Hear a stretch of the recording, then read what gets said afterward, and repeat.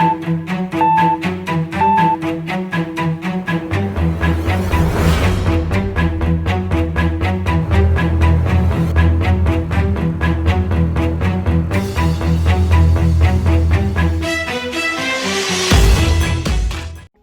you ever wondered how to use a for loop in C programming?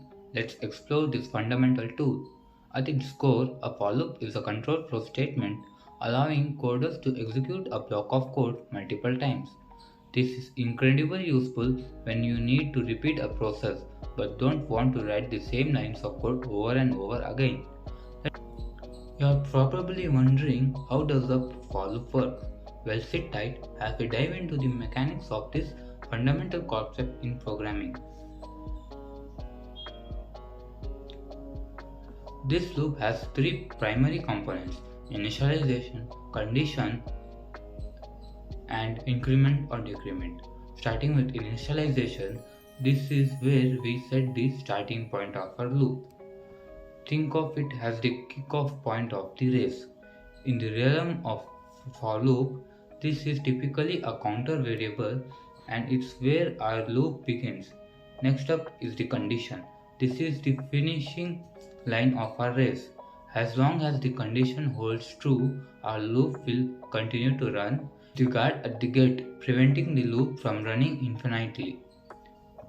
Finally, we have the increment or decrement step. This is the progress of our loop. Each time the loop completes a cycle, the step adjusts our counter variable, usually by adding or subtracting 1. It's the equivalent of runner taking a step forward on the track, inching closer to the finish line. It's essential to understand that these steps aren't just a one-time process. They form a cycle, a loop, if you will. The loop starts with the initialization, check the condition, executes the statement. If the condition is true, adjust the counter and then start all over again by checking the conditions. This continues until the condition is no longer true, at which point the loop ends and the program moves on. So that's how for loop operates. To make it more clear, we will discuss an example next. To better understand for loop, let's look at an example. Imagine you are a teacher and you want to print hello students on the screen for each of the 20 students in C programming. You can use the for loop to achieve this. The code snippets would look like this. Here the loop starts with I equal to 0. It checks if I is less than 20 and if true, it executes the code within the braces printing hello students on the screen.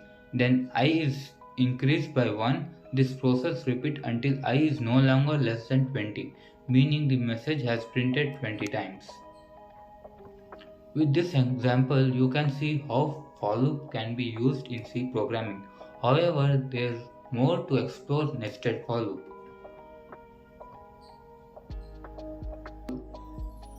Introduction to nested for loop.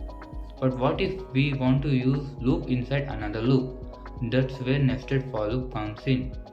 A nested for loop is simply a for loop inside another for loop. Now, why might we need this? Consider a situation where you are working with a two-dimensional array or matrix. You need to traverse through each row and each column, right? That's precisely where a nested for loop shines. The outer loop can iterate over the rows while the inner loop can run through each column within these rows.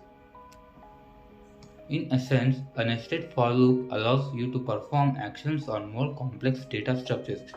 It's a powerful tool that can simplify your code and make it more efficient. To further understand nested for loop, we'll go through an example program. First, we include the standard input-output library for the functions like printf and scanf by #include stdio.h.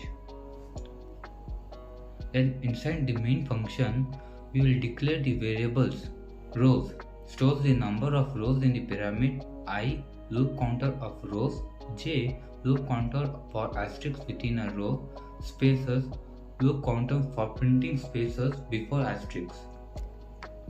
Then we will take input from the user by scanf. First will printf enter the number of rows. Then by scanf we will read the value and store in the rows variable. Then the outer loop runs, iterates through each row of the pyramid where I is equals to 1, I less than equal to rows, plus I plus plus.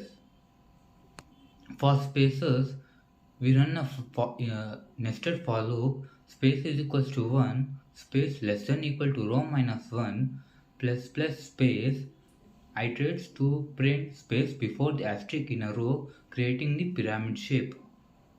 Printf space prints a single space for each iteration. Then we'll run another for loop to print the asterisk. For j is equals to 1, j less than equal to 2 star I minus 1 plus plus j iterates to print asterisk in a row, increasing in number of each subsequent row. Printf asterisk prints an asterisk for each iteration. Then after both the loops, we'll printf slash n. Slash n is an escape sequence which print new line. So by this program, we can print a pyramid of asterisks. For example, let us give input as 5. So as you can see, we get a pyramid structure of 5 rows. If we had input of 7, we get a pyramid structure of 7 rows. And that's it for today. This is how you print a pyramid of asterisks in C programming. I hope you like this video. And here we come to the end. Thanks for watching this video. I hope you like this video and this video was informative to you. I am Vikas Sen, pursuing my BE in Artificial Intelligence at SVCE, and this is a video assignment given by SVCE. The details of this assignment is given on the screen.